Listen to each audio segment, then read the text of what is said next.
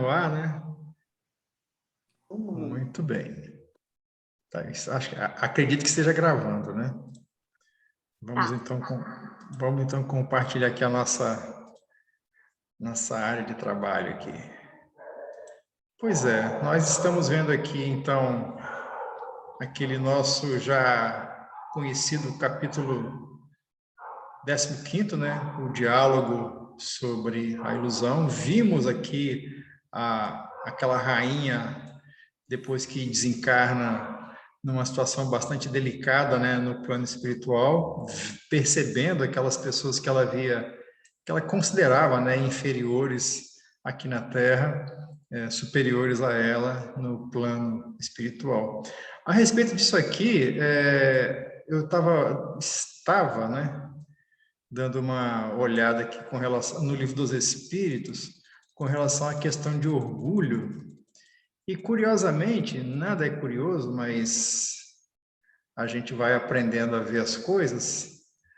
Essa pergunta aqui, eu não sei se estão vendo, a 276 do Livro dos Espíritos, ela é exatamente uma orientação, uma explicação sobre a afirmativa da rainha aqui. Lembra? Ela fala bem assim: rainha entre os homens, como rainha julguei que penetrasse no reino dos céus. Que desilusão! Que humilhação, quando em vez de ser recebida aqui qual soberana, como ela era, né, aqui na terra, via acima de mim, mas muito acima, homens que eu julgava insignificantes e aos quais desprezava por não terem sangue nobre. Essa é uma confissão, vamos falar assim, né? Através da psicografia que esse espírito acabou trazendo. E agora eu estava procurando um pouco sobre as questões do orgulho, né? Que tem tudo a ver com isso. Olha só a pergunta 276. Kardec argumenta lá junto aos espíritos, né? Aquele que foi grande na terra e que, como espírito, vem a achar-se entre os de ordem inferior, experimenta com isso alguma humilhação? Lembra que ela fala, que humilhação? Ou seja, ela foi um grande aqui na Terra e experimentou exatamente a humilhação, né? E os espíritos respondem, às vezes bem grande. E aí que vem a explicação, né? Mormente se era orgulhoso e invejoso. Então, né, só para ilustrar aqui, a questão de ela se sentir humilhada é porque possivelmente ela carregava ainda, né, no seu coração esse tipo de atitude, esse tipo de comportamento relacionado ao orgulho, né? E a essa inveja, né, que a pessoa tem. Por quê? Porque ela vai encontrar depois alguém que é muito melhor do que ela pensava que não fosse, né? Isso faz a gente pensar também em cada um de nós, né? Quantas vezes nós estamos aqui reencarnados, lidando com pessoas das mais diversas origens, das mais diversas condições sociais, né? Intelectuais, materiais, convicções diferentes das nossas, inclusive, e pelo fato de termos o conhecimento da doutrina, certamente em algum momento a gente pode se ver analisando aquela situação, aquela criatura, e considerando aquela criatura como inferior em relação a gente. E aí, para piorar ainda mais a nossa condição, muitas vezes a gente considera que aquela criatura ela é inferior moralmente a nós, né? Não é só inferior socialmente, é inferior moralmente. Porque, assim, de uma forma mais extensiva, essas questões de teor, de contexto totalmente material, para nós que somos espíritas, elas, se não são completamente superadas, e a gente sabe que ainda não são completamente superadas, mas pelo menos já temos entendimentos suficientes para entender a relatividade do fato de alguém ser rico ou ser pobre, né? Ou ser intelectualmente mais avançado ou menos avançado. Isso aí a gente consegue entender.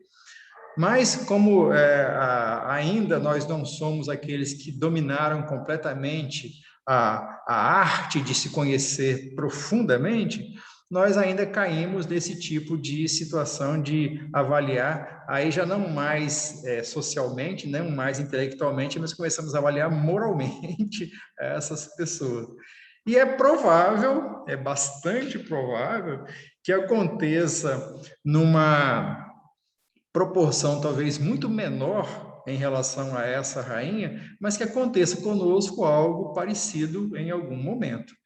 O fato de termos, né, ou de estarmos diante de pessoas que nós consideremos, venhamos a considerar aqui na Terra inferiores a nós, e depois, quando desencarnarmos, vamos ter aquelas famosas surpresas meio desagradáveis, vamos falar assim, né?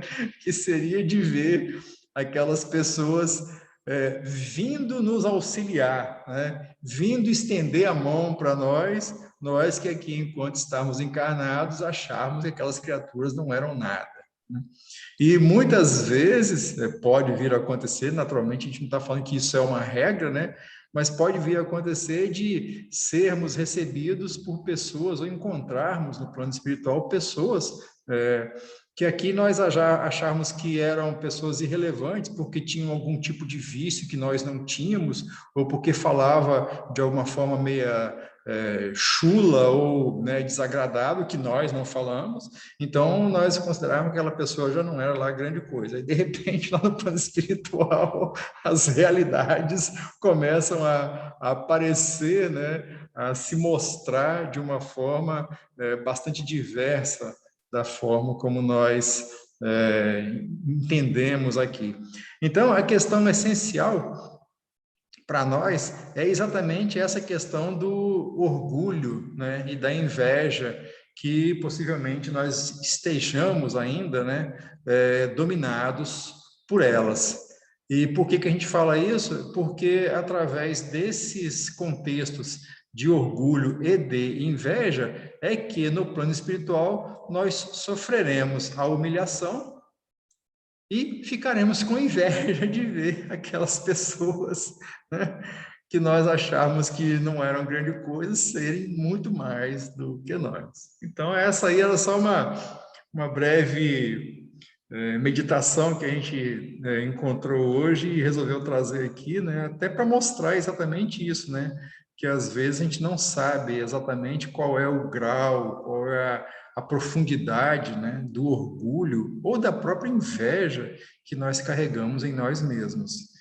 E como nós estamos repetindo, né, não no sentido material, de invejar alguém porque tem mais posses ou invejar alguém porque tem mais poder, né? Mas começar a invejar alguém que é superior espiritualmente, porque nós não somos.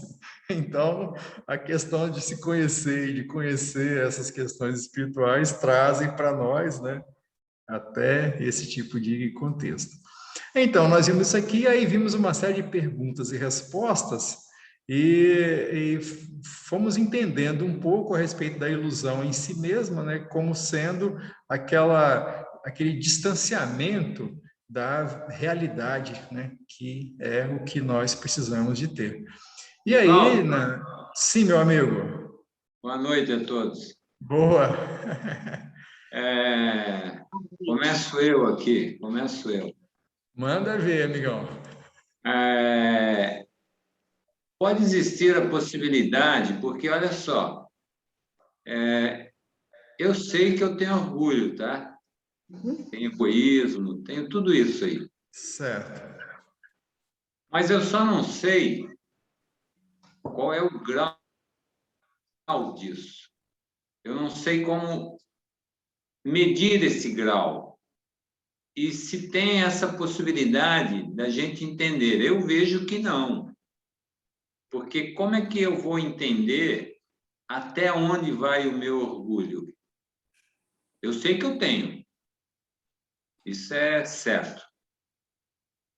Agora, eu tento combater ele suavemente, em pequenas prestações, que nem homeopatia. Mas qual é o grau? Tem como a gente saber, ou isso fica latente em algum lugar para que a gente não se assuste? A pergunta é boa, Jotinha. Na verdade, a gente não tem, assim, digamos, né, um orgulhômetro, né, um medidor de orgulho, como tem medidor de pressão de pneu de carro, né, no posto de gasolina. Não temos. Então, a gente não tem a noção de como que isso acontece. Certamente, após a nossa desencarnação, né, a gente vai poder, acho que, ter um pouco mais de percepção sobre isso, Jota, que é exatamente, sim, essa disparidade entre o que nós imaginamos e o que, né, a realidade mostra. Entretanto, quando a gente vê as manifestações de orgulho ou do orgulho aqui na Terra, a gente tem algum tipo de referência para poder avaliar isso melhor. Aqui no Livro dos Espíritos, a pergunta, a chave de pesquisa aqui era exatamente essa, orgulho. A gente estava tratando do orgulho porque naquela questão de se nós espíritas temos ilusões, né? Lembram disso? A irmã estava falando que quando a gente é esclarecido um pouquinho, a gente começa a achar que a gente tem um certo exclusivismo, porque a gente tem qualidades. Então, isso aqui é o orgulho do espírita, que é, na verdade, né, essa ilusão, essa autoilusão, essa falsa percepção do que nós somos em relação ao que realmente nós somos, né? Então, isso aqui, ela fala claramente que uma manifestação de exclusivismo e que às vezes a gente faz isso ou não faz propositalmente, mas às vezes o próprio meio espírita onde nós nos encontramos acaba criando perante a comunidade ali, das pessoas que frequentam aquele ambiente, essa questão de superioridades, né? Então, por exemplo, e eu digo isso sim, sem nenhum tipo de falsa modéstia, pessoal. Quanta gente acha que eu sou o suprassumo do suprassumo? Sabe como? Porque é sério isso. Porque eu consigo entender, eu consigo falar e eu consigo explicar. E o que que isso faz de diferença na vida espiritual de uma criatura? Não faz nada. Sabe como? Então, quando a pessoa pega e começa a partir para aquele tipo de situação de elogio, de deferências, né? Ah, tem uma reunião tal, então senta aqui nessa cadeira especial que está guardada para você, porque não sei o que, não sei o que. Isso é uma forma social, né, que nós temos aqui na nossa convivência terrestre de manter esse conceito de exclusivismo. E quem está presenciando, quem está olhando, participando daquilo, por uma questão até sei lá, se a gente pode dizer isso, mas de naturalidade, acaba concordando e achando que aquilo ali é aquilo mesmo. E a gente sabe que não é, né? Então, assim, ao longo das décadas aí, nas vezes que a gente tinha a oportunidade de fazer exposição doutrinária, a gente sempre falava essa mesma coisa. Pessoal, eu estou aqui falando, mas eu devia estar aí ouvindo, né? Porque eu não estou transmitindo a minha virtude para ninguém, porque eu não tenho virtude. Eu estou transmitindo orientações da doutrina espírita que são aplicáveis a mim. Não pense que porque eu estou falando, ou no caso aqui que eu estou estudando, eu tenha um mínimo, um sentiu de qualquer coisa melhor do que qualquer um, porque eu não tenho. Então, essa noção, Jotinha, de orgulho, você vê como é que ela é sutil, ela é assim tão, né, simplesinha, ela vai desapercebidamente tomando conta das coisas. E se eu, por acaso, e desculpem eu estar me tomando como exemplo para poder explicar tudo isso, mas se, em algum momento, alguém não me convida mais para sentar naquela cadeira especial, e se eu começar a me sentir assim, melindrado, se eu começar a me sentir assim, desprezado, relegado, aí eu estou demonstrando exatamente o tamanho do orgulho que eu tenho, o tamanho da inveja que eu tenho, porque agora já não sou mais. Mas se eu me conheço o suficiente, eu sei que eu nunca fui, percebe? Então, assim, é todo um aprendizado que a gente vai fazendo. Então, aqui nós já não lidamos mais com as manifestações, vamos falar assim, grosseiras de orgulho, não é? Aquilo que de vez em quando eu denomino como fratura exposta, né? Você está a 10 metros, você vê aquele osso exposto, né? Então, quando você está a 10 metros de um orgulhoso desses agressivos, você vê o tamanho do orgulho, da ostentação, né? Da imposição e aquilo tudo. Então, nós já não estamos nesse contexto. Nós já estamos no aprendizado de entender um certo orgulho mais refinado, se eu posso dizer dessa forma. E é exatamente esse que a gente vai percebendo, né? Naturalmente, que pensando dessa forma, eu digo de mim mesmo e posso dizer de todos nós de alguma forma, a gente não pode, para que a gente esteja combatendo o orgulho, desprezar ou relegar essas situações a um desprezo. Não podemos. Então, se alguém te convida para alguma atividade espírita onde você vai ter uma certa relevância e você está combatendo o seu orgulho, você vai falar assim, não, não vou aceitar porque isso aí é orgulho. Nada disso.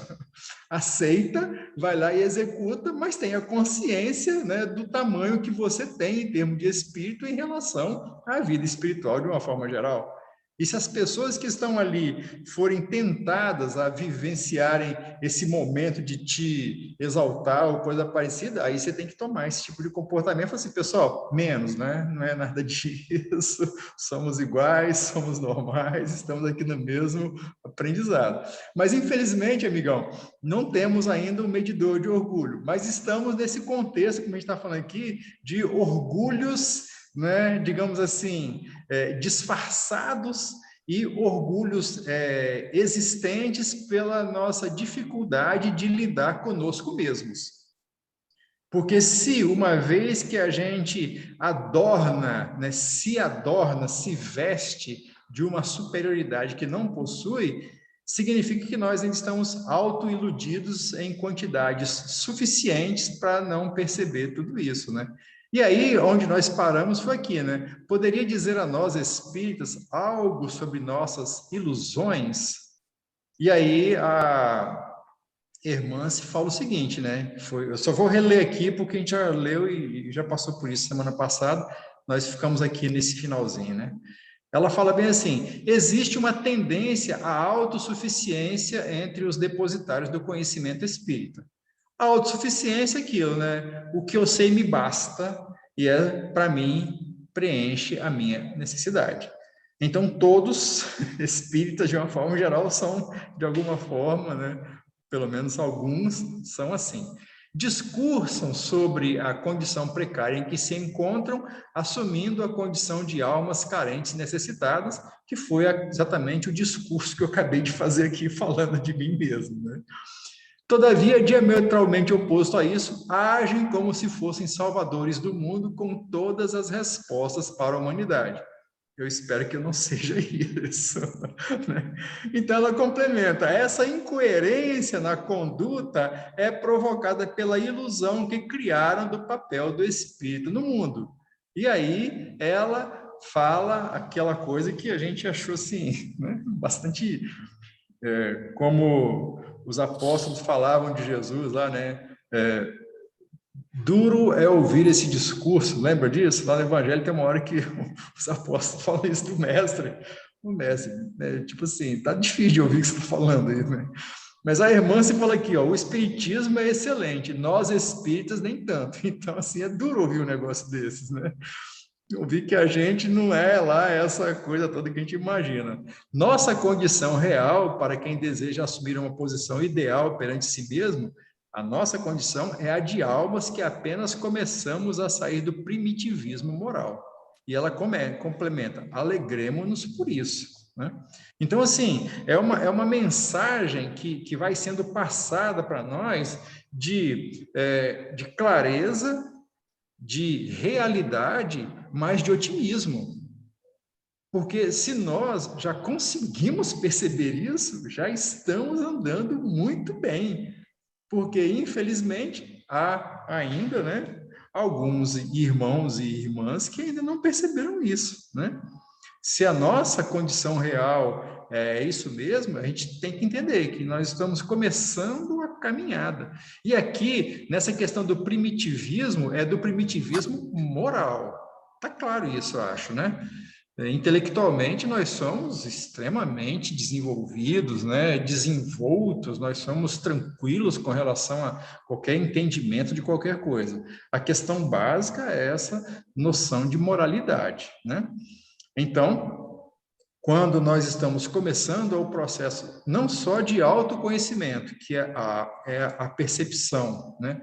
Mas, na sequência, sobre a atitude de reforma moral, de ajuste da nossa conduta às orientações do Evangelho, aí nós começamos a sair, né, desse, digamos assim, desse congelamento espiritual e a nossa situação de primitivistas morais, ela começa a melhorar um pouco. Eu não sei se a gente comentou isso na semana passada, mas lá no... Acho que a gente comentou sim, mas vou repetir aqui rapidamente. Lá no livro A Caminho da Luz, Emmanuel recorda e revela que com a vinda do Cristo aqui na Terra foi declarada a nossa maioridade espiritual. Ou seja, já estávamos há 2.000 anos atrás em condições plenas de entender o Evangelho. E quando a gente vê essa questão de autossuficiência, que essa questão de, né, se achar, aí vem a próxima questão. Essa autossuficiência seria o orgulho, né, de eu me acho suficientemente conhecedor e domino perfeitamente a noção espírita, de forma que eu não preciso, né, de mais nada de fora para mim. Então, a pergunta é, isso é orgulho? E aí ela esclarece para nós, né? O orgulho promove essa condição. Então, é uma decorrência do orgulho, né? Essa autossuficiência é uma manifestação do orgulho. É a mais enraizada manifestação de ilusão, é a ilusão de querer ser o que imaginamos que somos. Essa é a pior ilusão, a autoimagem falsa e superdimensionada de nós mesmos. Então, essa questão aqui de orgulho e de essa imagem falsa de nós mesmos, e imaginamos que somos alguma coisa em termos de espírito, né, em termos de moralidade, e começamos a querer ser isso que nós imaginamos. Mas não é querer ser no sentido de fazer esforço para ser melhor, não. É querer aparentar que é e imaginar que aquilo que está sendo aparentado é a realidade. Essa é a noção que ela está falando aqui, né? E aí, ela continua, né? Essa autoilusão, essa imagem falsa de nós mesmos, é sustentada por uma cultura de convenções. Ela coloca aqui entre aspas, né? Acerca do que seja ser espírita.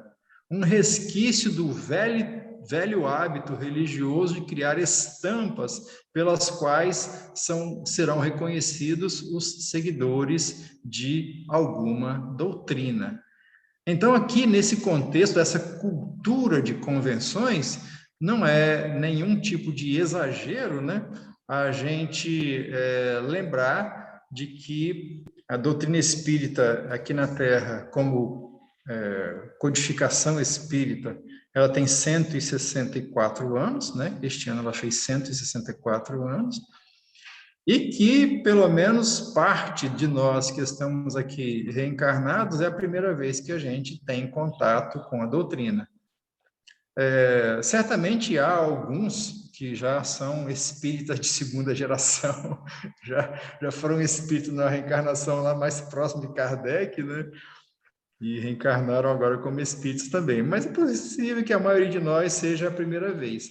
O que não nos exime, o que não nos alivia, porque o fato de sermos espíritas significa que no plano espiritual a gente já tinha conhecimento também, né?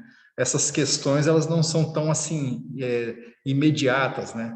Eu vim até a última reencarnação de uma forma, agora eu sou espírita e me mudei completamente só pelo fato de ser espírita. Infelizmente não é assim. É um processo mais lento, mais gradual. Mas o que ocorre aqui é que essa cultura de convenções, ela leva-nos a imaginar ou a lembrar de uma outra questão que, alguns anos atrás, no meio espírita, era denominado de igrejismo. Eu não sei se vocês chegaram a ouvir falar disso alguma vez. Igrejismo. O que é o igrejismo? É exatamente essa convenção que acaba levando para, considerando, né, um grupo espírita como se fosse um templo religioso qualquer. Mas templo religioso qualquer dentro do conceito convencional de templo religioso, certo? Aquele onde você vai uma vez por semana, cumpre lá com suas obrigações e vai para casa feliz, contente, satisfeito, porque Deus está te salvando, né? E a gente sabe exatamente que é essa cultura que cria, como ela fala aqui, né? Isso aqui é um velho hábito religioso. Desde quantas e quantas reencarnações nós não temos trazido isso, né? E criamos as estampas, né? Criamos os modelos que a gente diz, aquela criatura ali é espírita. Por que é espírita? Ele não bebe, ele não fuma, ele não fala palavrão, ele blá, blá, blá, e carrega o livro dos espíritos embaixo do braço. Como se você fosse falar assim, o fulano é de uma religião tal, por quê? Porque ele não bebe, ele não fuma, ele não fala palavrão, se veste de uma certa forma e carrega um livro religioso embaixo do braço. Isso é uma estampa, né? Isso é um modelo, isso é um padrão, isso é uma convenção que foi criada. E aí, se eu, como espírita, eu adentro nesse tipo de entendimento e concordo com isso, eu passo a vivenciar isso. Então, eu passo a me distanciar de algumas pessoas porque aquela pessoa, ela toma cerveja. Poxa, eu não posso tomar cerveja. Aquela pessoa, ela joga futebol no fim de semana. Não, eu não posso jogar futebol no fim de semana. Aquela pessoa vê televisão e vê filme, eu não posso ver aquilo. Por quê? Porque eu sou espírita e um espírita não faz isso. Não é assim, pessoal. Não é assim, né? O conceito, né, a gente estava lembrando, né, desse tipo de coisa na semana passada. Qual é a definição que o próprio Allan Kardec traz, né, sobre ser espírita, né? Reconhece-se o verdadeiro espírita. E aí, né, pela sua transformação moral e pelos esforços que faz para domar suas más inclinações. Agora, ele está falando de esforço para domar as más inclinações, em não aparência de domar as más inclinações, que tem uma certa diferença entre fazer o esforço sincero e aparentar que faz esforço, né? Qual é a diferença entre fazer o esforço e aparentar que faz esforço? É quando nós estamos distantes do meio espírita. É aí, né, que a gente vai acabar verificando essa diferença. Se eu faço algum esforço para domar uma certa inclinação negativa que eu tenho dentro da casa espírita, mas quando eu me afasto do ambiente da casa espírita, eu volto e dou vazão àquela inclinação que eu acho que eu devo, né, dominar dentro da casa espírita e lá fora eu não domino, isso aí é uma aparência, isso aí é uma estampa, né? Isso aí é um rótulo e é um modelo, e como eu concordo com isso, eu vou ficar fazendo isso o resto da minha vida. E aí, infelizmente, como no caso da rainha, eu vou desencarnar, e aí lá na frente eu vou ver que, bom, não era exatamente isso. Mas se eu faço esforço real para domar a minha má inclinação, o que acontece é exatamente o contrário. Eu, na casa espírita, faço o esforço para domar aquela má inclinação, e lá do lado de fora, nos ambientes em que eu esteja, com as pessoas que eu esteja, onde quer que eu vá, eu continuo fazendo o mesmo esforço. Então, isso demonstra uma estrutura espiritual já um pouquinho melhor, um pouquinho mais consolidada em relação ao outro caso que só aparenta. E é provável até, né, que esse que aparenta ele consiga ser muito mais convincente do que o outro que faz esforço real.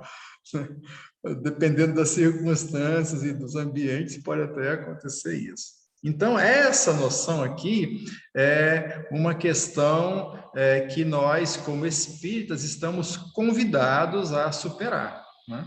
Não é transformar o centro espírita numa igreja. E o que isso significa? Que uma igreja tem o sacerdote, né? Seja ele de qual denominação que seja, e tem os seguidores, não é assim? Uma religião qualquer, não é assim que funciona? Aí tem as roupas, tem os rituais, tem as palavras sacramentais, não é isso? Não é assim que funciona? A casa espírita não pode ser assim. A casa espírita não tem um líder e seus seguidores, né? O líder chama-se o Mestre Jesus Cristo. Esse é o líder. E acabou. E desde o presidente, né? Se a gente colocar numa hierarquia empresarial, né? Uma hierarquia social, uma hierarquia mundana, desde o presidente até a nossa querida ou o nosso querido que limpa o chão, todos somos exatamente iguais. Todos somos exatamente idênticos espiritualmente e estamos ali realizando, às vezes, funções diferentes, mas não há entre nós diferenças. Então, quando nós conseguimos alcançar este patamar, a gente começa a sair da ilusão, dessa autoilusão, desse contexto de cultura de convenção e sem criar, né, esses rótulos. Começamos a nos afastar desses rótulos. E mais uma vez, pessoal, a gente respeita quem ainda está nesse patamar. Nós estamos querendo, como a nossa querida falou aqui, né, a sair desse primitivismo moral. Nós estamos tentando. Se vamos conseguir, cada um de si é que vai poder dizer, né, no futuro. Mas a noção é exatamente essa. E aí ela continua ainda, né, no discurso duro de ouvir, né? Muitas pessoas desejariam sair prontas para testemunho após pequenos exercícios de espiritualização no centro espírita. Você frequenta uma reunião, vamos botar aqui, só para exemplificar, reunião mediúnica, e na reunião mediúnica um espírito iluminado se manifesta e traz, né, junto com a sua energia, ele traz bênçãos para todas as pessoas, né? Traz orientações muito interessantes e tal. E aí você sai daquela reunião energizado, não é isso? Você sai assim, fortalecido. E o que ela está falando é exatamente isso, né? Mas você não está pronto para testemunhar nada, não. É bem diferente uma coisa da outra, né? Participar de uma reunião iluminada, estar em contato com momentos de luz, de energia espiritual, não significa que nós somos a luz espiritual. Nós tivemos contato com a luz espiritual, é diferente. Então, ela fala que algumas pessoas, né, por causa de pequenos exercícios de espiritualização, querem já sair pronta para o testemunho. E aí, ela fala, né? Por ignorarem sua real condição espiritual, esse é o grande desafio, fazem da casa doutrinária um templo de aquisição da angelitude imediata.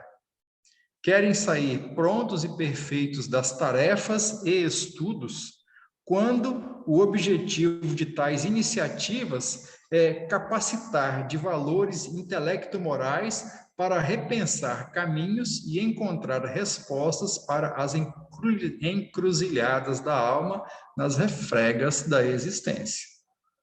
O que isso aqui significa, né, de uma forma mais geral? É que o fato de sermos espíritas não faz de nós espíritos superiores. O fato de frequentarmos a casa espírita, o fato de auxiliarmos nas atividades, nas tarefas com as quais nós nos afinizamos mais, não nos torna automaticamente espíritos melhores. Quem pensa assim, aqui dos que estamos aqui agora conversando, dos que vão nos ouvir, né, dos que nos ouvem, quem pensa assim, por favor, repensa isso, né? Reconsidera esse tipo de contexto. E com isso, mais uma vez, né, a gente gosta sempre de deixar isso bem claro, nós não estamos querendo diminuir a grandeza nem a sublimidade de frequentarmos as tarefas espíritas, nem de colaborarmos com as tarefas espíritas, de forma alguma.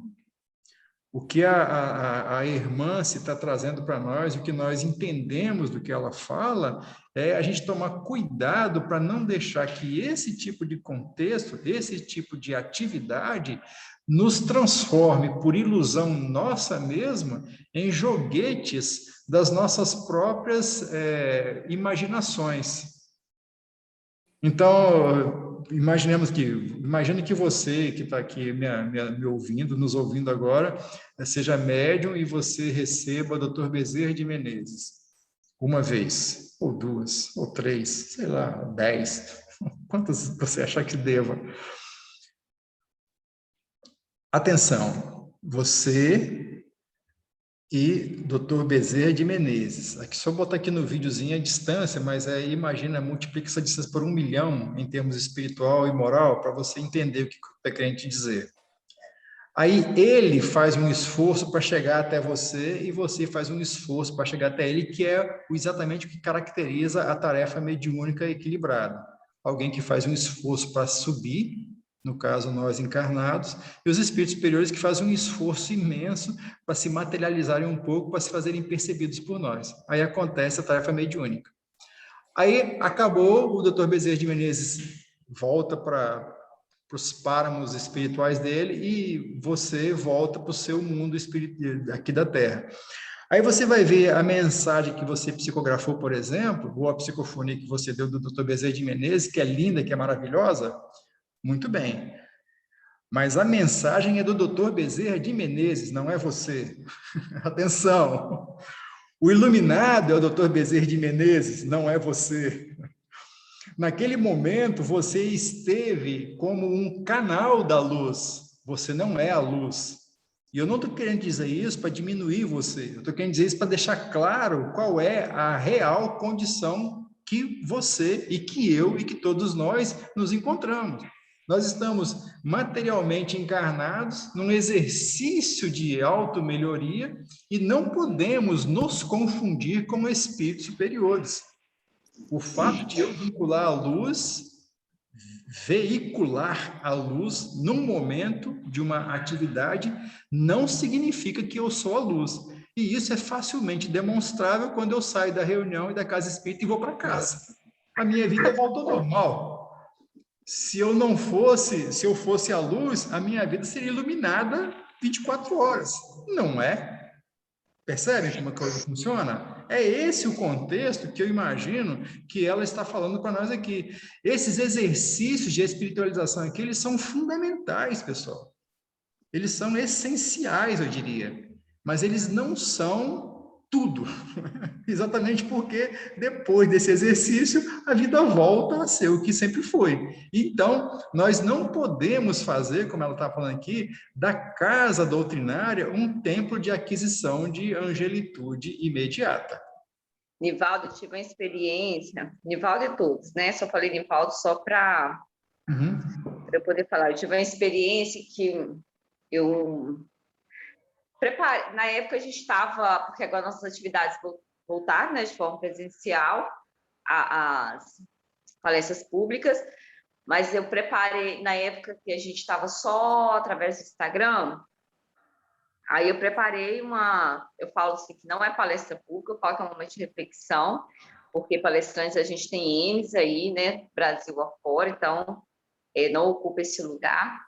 E aí eu preparei, foi até daquele livro Para Sentir Deus, né, de Hermance, pelo Vanderlei Oliveira, pelo Espírito de Hermance.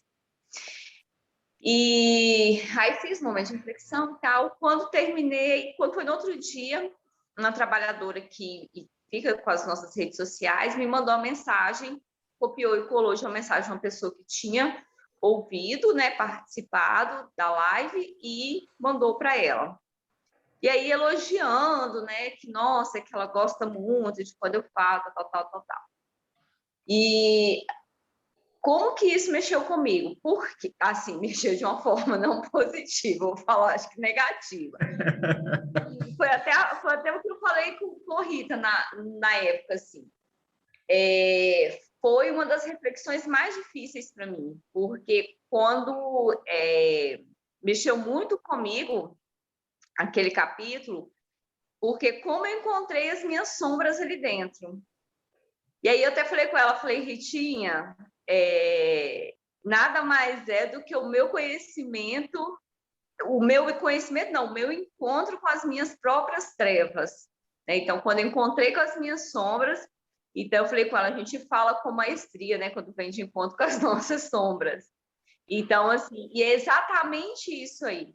Quer dizer, a mensagem ali no momento era de Hermance, não era a minha. Muito pelo contrário, aquilo mexeu assim comigo de uma forma. Eu falei, gente, eu preciso falar sobre isso. Eu preciso, porque como veio de encontro às minhas próprias sombras. E como que isso é nítido, assim, essa questão de como que as pessoas têm essa percepção, né, de que a mensagem não é realmente nossa, e como que, na época, isso mexeu comigo, assim, demais. E eu sempre falo com Rita, sempre quando a gente está trocando, eu falo, Rita, como que, às vezes, eu tenho facilidade de falar das minhas sombras, né? Porque primeiro é para mim o momento, né? Antes sou eu, não é para o outro, não tem essa prepotência de falar para o outro. Primeiro é comigo, das minhas sombras. E é a mais pura verdade. E isso pode, sim, mexer com a gente ter essa distorção, assim como o outro tem, né? A gente ter essa distorção de que foi a minha mensagem e não é a minha. Quem sou eu? Tanto é que depois a vida volta ao normal, né? E aquela linda mensagem é para nós, para a gente mesmo. É verdade.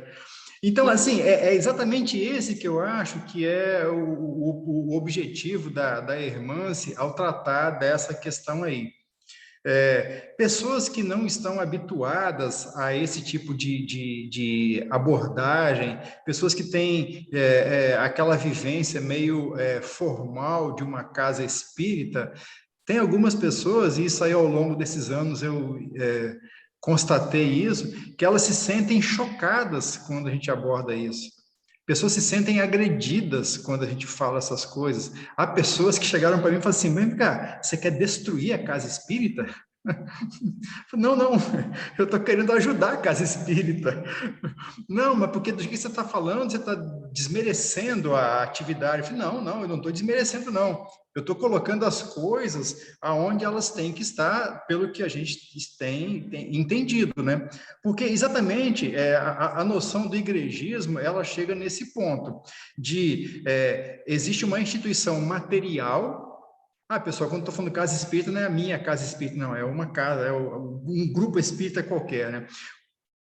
Então, quando você tem um agrupamento material, um ajuntamento de pessoas, a gente, infelizmente, como a irmã se falou, a gente tende a repetir esse conceito. Então, quando você começa a falar que, olha, você tem que definir claramente, entender claramente qual que é o trabalho que você executa, que ele é importante porque é através dele, naquele momento, na casa espírita, que você tem a oportunidade, como a irmã falou ali, de se espiritualizar um pouquinho, e que você aproveite aquele momento, né, adquira ali um pouco de entendimento para que, na sequência das horas e dos dias que virão, aquilo ali fazer diferença na sua vida, em termos de atitude. Né? Mas que você tenha claramente, né, a relatividade daquele momento de aprendizado espiritual em relação à sua vida espiritual. Porque a sua vida espiritual, ela é 24 horas, como o pessoal fala em banco, né? É 24 vezes 7, né? Então, é 24 horas por dia durante os 7 dias da semana, ou seja, o tempo todo. Então, a sua vida espiritual, ela é o tempo todo. A sua vida na casa espírita, ela é pequena. Então, não é aquele momento espiritual na casa espírita que te transforma no espírito que você tem que ser o resto do tempo. Essas são as noções. Então, quando a gente fala isso, e aí o autoconhecimento, ele tem exatamente essa proposição, fazer com que a pessoa ela consiga entender isso. E se ela conseguir entender isso, a contribuição dela na casa fica sendo muito melhor, muito mais positiva, muito mais ativa, porque ela consegue, aí sim, ser efetivamente, conscientemente, né, ativa e não vivenciando aquele tipo de contexto social, formal, né, o convencional. Eu não sei se eu consigo me fazer entendido. Mas para exemplificar um pouco essa questão de como que esse conceito ele é, às vezes, danoso, eu, na década de 80, frequentava um grupo, eu era jovem, né?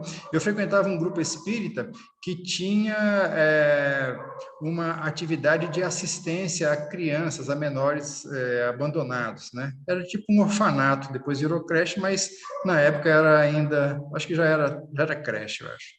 E tinha uma senhora que ela frequentava a casa. E ela tinha se tornado, acho que espírita há algum tempo, não me lembro exatamente mais quanto, e ela passou a frequentar a casa nas atividades doutrinárias da casa e passou a frequentar assiduamente o trabalho da creche ou do orfanato, não me lembro muito bem. Como se fosse, assim, uma ação voluntária, que era realmente interessante, era, né, uma contribuição do esforço dela, que às vezes fazia diferença ali na casa e tudo mais. Aí uma vez a gente estava conversando, eu não me lembro bem como é que a coisa toda se desenrolou, mas alguém comentou que essa senhora, que era casada, ela tinha um problema grave de relacionamento com o marido, e problemas até na própria condução da família. E que ela entendia, e aí é que é onde eu quero chegar, que estando na casa espírita e trabalhando na casa espírita, ela estava evoluindo espiritualmente e a família ficou em segundo plano. Percebe? Então, é uma alteração do entendimento do que é viver a vida aqui na Terra. Nós não viemos aqui para a Terra, pelo menos eu digo isso de mim, eu não posso dizer de mais ninguém, eu não vim aqui para a Terra reencarnado para viver 24 horas, 7 dias da semana na casa espírita. Eu não vim para isso. Eu vim para nascer, crescer, estudar, casar, ter filho, constituir família, viver a vida e ser espírita, me esforçar para ser melhor e trabalhar na casa espírita em algumas coisas que eu acho que são legais, que eu gosto de fazer e pronto, acabou. Né? Então, assim, quando a gente consegue chegar nesse tipo de entendimento, para algumas pessoas parece meio revolucionário, parece meio assim louco, né? Puxa, então quer dizer que você despreza a atividade espírita? Não, eu não desprezo a atividade espírita. Eu quero que vocês entendam que a gente não pode viver como éramos frades e freiras há 100, 200, 300, 500 anos atrás, né? 24 horas por dia dentro de um ambiente fechado de uma religião. Isso não pode. Senão a gente não realiza o sal da terra, a gente não realiza a luz do mundo, a gente não realiza nada do que o Evangelho fala. O Cristo fala para a gente estar no mundo, mas não ser do mundo. Ou seja, temos que viver. Então, mas não há pessoas que são assim, que criam casas espíritas e que vivem... Sim, tem. Possivelmente são missões que elas, né, trouxeram para si mesmas e estão executando. Mas porque elas têm as missões que elas trouxeram, eu não tenho as mesmas missões delas, eu tenho as minhas, percebe como é que a coisa funciona? Então, esse é o problema, da gente convencionar que porque a gente encontra algumas pessoas que têm um jeito de ser, que a gente admira, que a gente reverencia, que eu tenho que abandonar a minha vida para ser o que aquela pessoa é. E não posso, porque eu não tenho a natureza daquela pessoa, eu não tenho a estrutura espiritual daquela pessoa, eu não tenho a experiência que aquela pessoa teve ao longo de séculos e séculos e séculos, eu não tenho nada, eu só tenho eu. Então, se cada um de nós começar a entender isso, até o próprio respeito a essas pessoas aumenta. E até a própria relação com essas pessoas também fica bem melhor. Porque a gente acaba reconhecendo-as na condição espiritual superior mesmo, que elas têm, que elas já trazem, e a nossa não, e vamos nos tornar superiores dentro dos mecanismos de aprendizado da vida que nós temos que passar, e não passar pelos aprendizados que aquela pessoa está passando, que é outro aprendizado. Mais ou menos comparando, é como alguém que vivesse perto do Chico Xavier e quisesse ser igual ao Chico Xavier. Não vai conseguir, não vai ser possível, porque o Chico é um espírito multimilenar que ao longo de sei lá quantos mil anos vem seguindo o Cristo assim de uma forma total. Aí de repente ele reencarna aqui nesse momento e eu estou, como a irmã acabou de dizer, né? Primitivamente moral, lá no início do processo, e vejo um iluminado, eu quero ser o iluminado. Não vai rolar, não. Usando a nossa gíria comum, não vai rolar, não vai dar certo, isso aí não vai mesmo. Então, assim, o entendimento espírita que faz a gente ter esse tipo de abertura, esse tipo de contextualização. E é importantíssimo quando a gente conseguir entender isso e simplesmente se sentir feliz e bem sendo o que a gente é, dando à casa a contribuição que a gente consegue dar, e aí sim, com responsabilidade, né, com constância, com segurança, né, fazendo valer realmente o nosso esforço ali e continuar a fazer o nosso esforço de sermos melhores exatamente onde importa, fora do ambiente da casa. Porque convenhamos, né, pessoal, ser sorridente, agradável, fraterno, bondoso, carinhoso, atencioso dentro da casa espírita é maravilhoso. Porque todo mundo chega lá meio desarmado, meio, né, procurando aquele ambiente e tal. Aí não é muito interessante imaginar que esse momento aí ele é extremamente assim significativo. O significativo mesmo é quando você volta para casa, lá nas quatro paredes, é ali que tem que ser o momento de ser carinhoso, ser atencioso, ser fraterno, né? Ser, né, calminho, é ali. Ah, não, mas ali é o desafio. É, exatamente. Você está reencarnado, não é para ficar na casa espírita naquele momentinho, não. É para resolver os seus problemas na sua família. Porque eu estou usando família, né? Mas na família, no trabalho, na escola, na via pública, na diversão, em qualquer circunstância. Essa é a diferença. Esse é o desafio. E, mais uma vez, repetindo, e lá na casa espírita, sim, continuemos a ser fraternos, bondosos, alegres, felizes, sorridentes, abracemos, beijemos todo mundo, maravilha, tranquilo. O desafio é levar esse momento para fora. Esse é o desafio. Então, só para finalizar, que eu acho que eu estou até já extrapolando aqui o horário, mas a noção básica da autoilusão do espírita é exatamente essa. A gente não pode cair nesse orgulho de imaginar o que a gente, né, não é ainda ou não conseguiu ainda. É meio que pé no chão, né? Como a gente falava até um tempo atrás, né? Baixa a bola, né? Baixa a bola, acalma ali os conceitos, acalma as coisas, segura, né?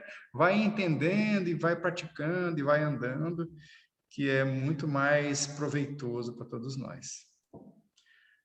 Muito bem, pessoal. Alguém quer fazer algum comentário? Porque eu estou aqui de garganta seca já. Eu me entusiasmo. Eu tenho que reconhecer que eu sou assim mesmo. E começa a falar. Então, assim, agora deixa eu ficar quieto aqui. Por favor, se alguém quiser fazer algum comentário, fica à disposição aí.